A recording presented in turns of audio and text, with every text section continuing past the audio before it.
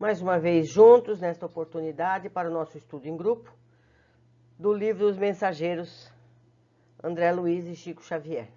Hoje, capítulo 36, Mãe e Filhos. No comentário evangélico, eu recolhi observações interessantes, tal como no caso de Ismália, quando lhe ouvimos a sublime melodia. A interpretação de Fábio estava cheia de maravilhas espirituais que transcendiam a capacidade receptiva de Dona Isabel. A viúva de Isidoro parecia deter tão somente uma parte. Desse modo, as crianças recebiam a lição de acordo com as possibilidades mediúnicas da palavra materna, enquanto que nós outros se propiciava os ensinamentos como maravilhoso conteúdo de beleza. E eu ainda esclareço, as crianças não devem ter captado tudo que a mãe foi capaz de transmitir, porque as crianças têm uma capacidade intelectual ainda menor, pela própria idade inferior. Sempre solícito, o instrutor esclareceu: não se admirem do fenômeno, cada qual receberá a luz espiritual conforme a própria capacidade. Há muitos companheiros nossos aqui reunidos que registram o comentário de Fábio com mais dificuldade que as próprias crianças. Experimentam ainda grandes limitações. Havia grande respeito em todos os desencarnados presentes. Fábio, alerto, sentou-se em plano superior, ao passo que Isidoro se acomodava junto da esposa, no impulso afetivo do pai que se aproxima, solícito para a conversação carinhosa com os filhos bem-amados. Nesse instante, a pequenina Marieta, que parecia haver atingido os 7 anos, aproveitando o momento da palavra livre, perguntou à mãezinha em tom comovedor: mamãe, se Jesus é tão bom, por que estamos comendo só uma vez por dia aqui em casa? Na casa de Dona Fausta, eles fazem 2 refeições, almoçam e jantam. Nelly me contou que no tempo de papai também fazíamos assim. Mas agora, por que será? A viúva esboçou um sorriso algo triste e falou: ora, Marieta, você vive muito impressionada com essa questão. Não devemos, filhinha, subordinar todos os pensamentos às necessidades do estômago. Há quanto tempo estamos tomando nossas refeições diárias e gozando boa saúde? Quanto benefício estaremos colhendo com essa frugalidade de alimentação? Joaninha interveio acrescentando: mamãe tem toda a razão. Tenho visto muita gente adoecer por abuso da mesa. Além disso, acentuou Dona Isabel confortada, vocês devem estar certos de que Jesus abençoou o pão e a água de todas as criaturas que sabem agradecer as dádivas divinas. É verdade que Isidoro partiu antes de nós, mas nunca nos faltou o necessário. Temos nossa casinha, nossa união espiritual, nossos bons amigos. Convençam-se de que papai está trabalhando ainda por nós.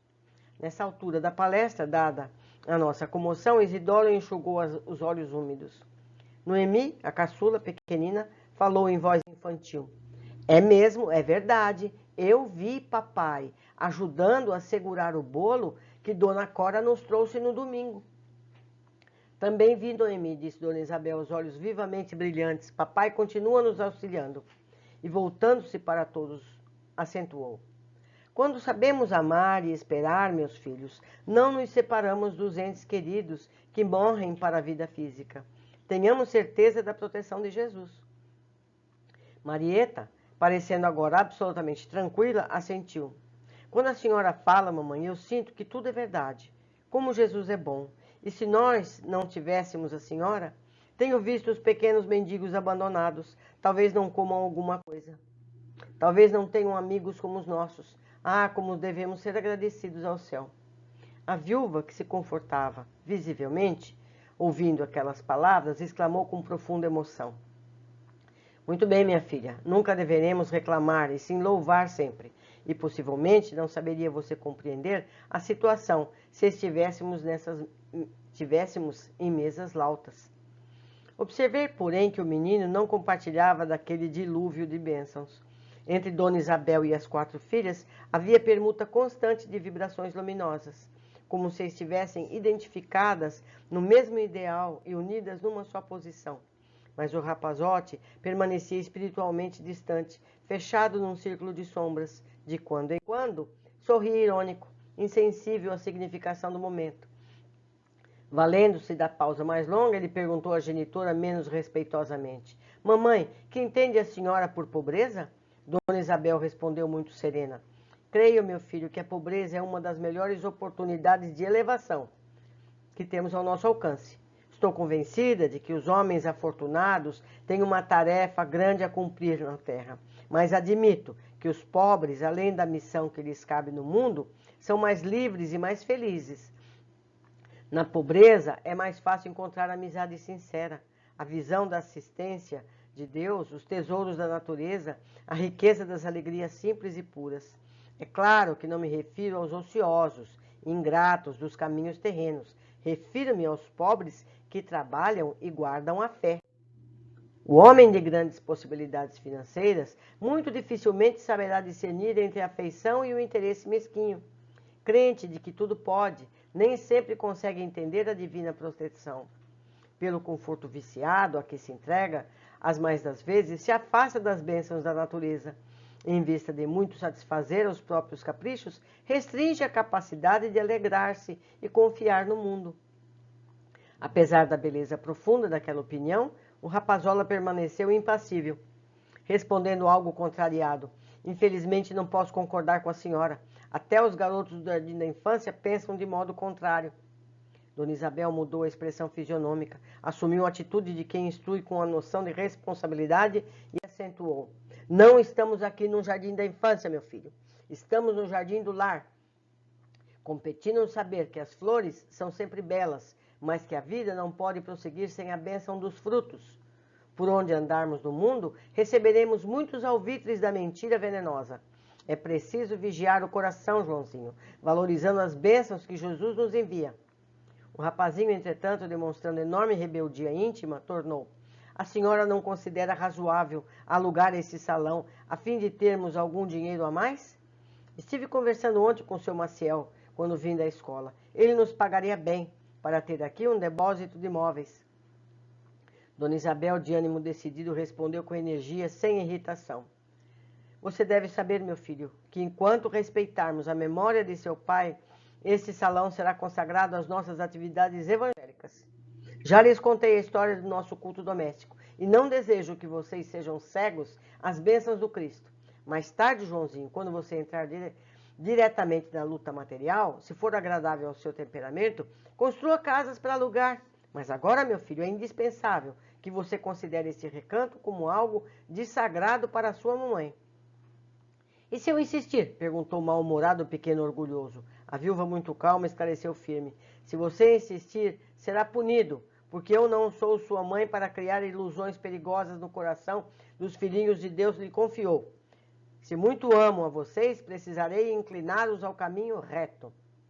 O pequeno quis retrucar, mas a luz emitida pelo tórax de Dona Isabel, ao que pareceu confundir o espírito rebelde e viu-o calar-se.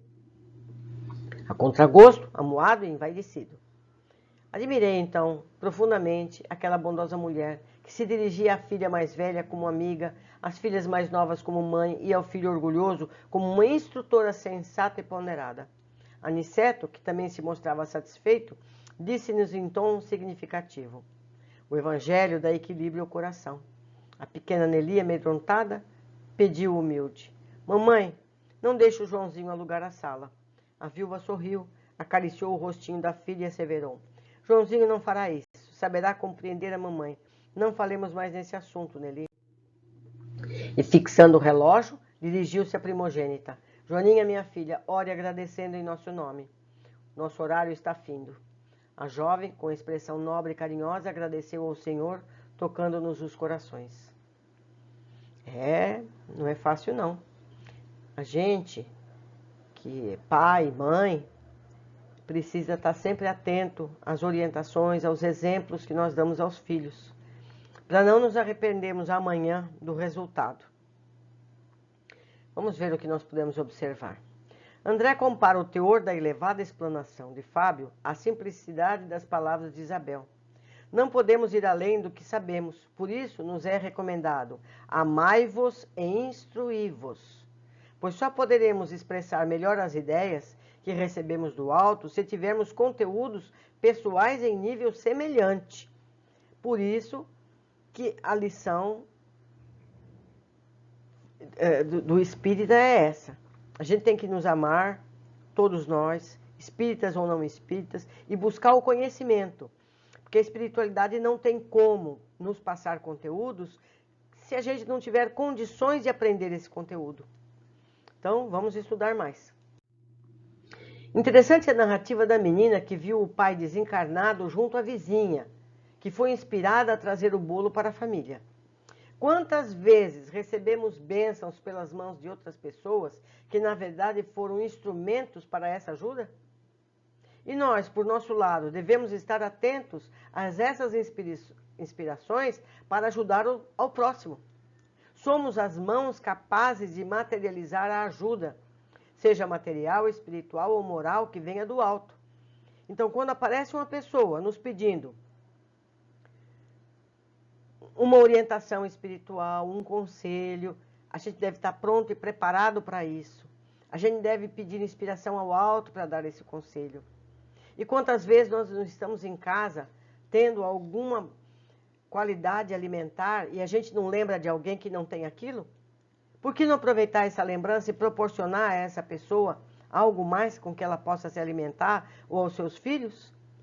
Uma notícia que a gente vê, uma solicitação que a gente vê nas redes sociais para ajudar este ou aquele, basta a gente ter olhos de ver, a gente ter sensibilidade no coração e de ajudar na medida do possível a quem quer que seja e como quer que seja.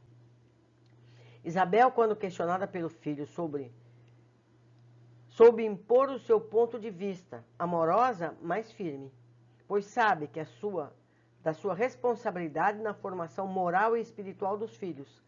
Quem ama deve saber que ceder às vontades pode levar a prejuízos morais e espirituais que podem comprometer uma encarnação. É muito comum a gente ouvir: eu não quero que meu filho passe pelo que eu passei. Então o seu filho não vai ser como você. Você tem que fazer com que o seu filho seja ainda melhor que você. Então você tem que burilar. Nós temos que dar ferramentas de desenvolvimento moral e espiritual para os nossos filhos, na medida de nossas competências.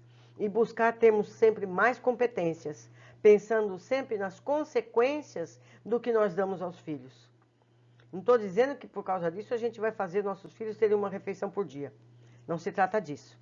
Mas quando ele quer um calçado da marca tal, famosa, tentar mostrar que a marca tal, famosa, não é a necessária. Que ele pode ter um outro calçado na altura da sua competência, da sua possibilidade financeira. Ele não vai ser mais feliz, ele não deve ser mais feliz porque tem isso ou aquilo. É complicado, mas necessário que a gente tenha esse conhecimento. Um grande abraço a todos e eu espero vocês nos comentários. Um abraço.